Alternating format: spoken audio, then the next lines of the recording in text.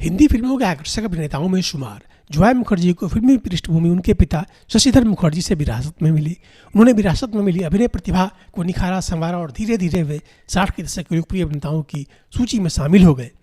उन्होंने बहुत ही कम अवधि में अनेक फिल्मों में अपने अभिनय का परचम लहराया। आशा पारेख, साधना माला सिन्हा और सायरा बानो जैसी सुप्रसिद्ध व सफल नटियों के साथ उनकी रोमांटिक जोड़ियां बेहद पसंद की गई। 1963 में बनी फिल्म फिर वही दिल लाया हूँ जॉय मुखर्जी के करियर की उल्लेखनीय फिल्म रही, जिसमें उन्होंने अपने करियर की सबसे यादगार भूमिका निभाई। देखते ही देखते जॉय मुखर्जी सफलता की बुलंदियों पर पहुंच गए। वक्त बीतता गया और धर्मेंद्र, जितेंद्र, राजेश खन्ना जैसे अन्य अभिनेताओं के उभरने से जॉय मुखर्जी की छवि धूमिल होने लगी। अपनी गिरती लोकप्रियता के मद्देनजर जॉय मुखर्जी चुनिंदा फिल्में ही करने लगे। उन्होंने अभिनय के क्षेत्र में अपनी कला के प्रदर्शन के साथ साथ फिल्मों के निर्माण और निर्देशन की ओर भी रुख किया। दुर्भाग्यवश फिल्म निर्माता निर्देशन में भी उन्हें सफलता नहीं मिल पाई। फिल्मी कैरियर से परे जॉय मुखर्जी ने छोटे पर्दे पर भी अपनी मौजूदगी दर्ज कराई। 2009 में उन्होंने धारावाहिक दिले नादान में अपने अभिनय का प्रदर्शन किया। फिल्म सूत्रों के आदि गुरु कहे जाने वाले शशिधर मुखर्जी का पूरा परिवार फिल्मी रहा, किंतु उनके बेटे जॉय मुखर्जी को फिल्म अभिनेता बनना कतई पसंद नहीं था। अपने पिता के आसपास मौजूद रहकर उनकी फिल्मी गतिविधियों को बालक जॉय मुखर्जी नज़दीक से देखा करते थे। शूटिंग के तमाम दृश्य उन्हें किसी तमाशे के समान लगते थे। जॉय मुखर्जी का इरादा टेनिस खिलाड़ी बनकर अंतर्राष्ट्रीय प्रसिद्धि प्राप्त करने का था। जब वह BA की पढ़ाई कर रहे थे तभी एक दिन उनके पिता ने पूछ लिया कि आखिर वो अपनी ज़िंदगी में करना क्या चाहता है। इस सवाल के साथ ही उन्होंने फिल्म हम हिंदुस्तानी का कॉन्ट्रैक्ट भी जॉय के सामने रख दिया।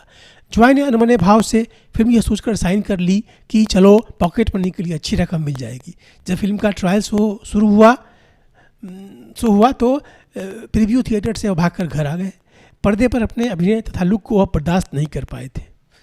जॉय मुखर्जी की किस्मत में टेनिस खिलाड़ी बनने की लकीरें नहीं थी। उन्हें 2-3 फिल्मों के और प्रस्ताव मिले। शुरू में उन्हें झिझक रही, धीरे धीरे उनकी फिल्मों में दिलचस्पी बढ़ती चली गई। इसका परिणाम भी सामने आ गया। वे अपनी BA की पढ़ाई में पिछड़ गए और तृतीय श्रेणी में उत्तीर्ण हुए। उन्हीं दिनों फिल्मकार बिमल राय फिल्म परख बनाने जा रहे थे। उन्होंने जॉय की कुछ फिल्में देखी और परख के लिए नायक की भूमिका उनके सामने रखी। अपनी ज़रूरत से ज़्यादा व्यस्तता के चलते जॉय ने मना कर दिया। बिमल रॉय ने बसंत चौधरी को लेकर वह फिल्म पूरी की।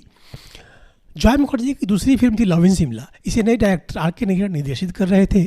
एक सिंधी फिल्म में काम कर चुकी साधना को नायिका के बतौर लिया गया था। इस फिल्म की अधिकांश शूटिंग शिमला में हुई थी। शूटिंग के दौरान आसपास के दर्शकों की जमा भीड़ में से कुछ तानाकशी की आवाज़ें जॉय के कानों में गूंजती थी।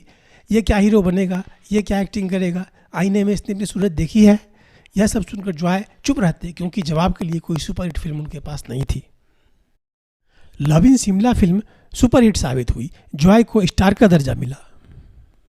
लव इन शिमला में देव की भूमिका में जॉय मुखर्जी के अभिनय की बेहद सराहना हुई। 1964 और 1966 में उन्होंने 2 और सफल फिल्में दी, जिद्दी और लव इन टोक्यो। 2012 में जॉय मुखर्जी का निधन हो गया। Thank you.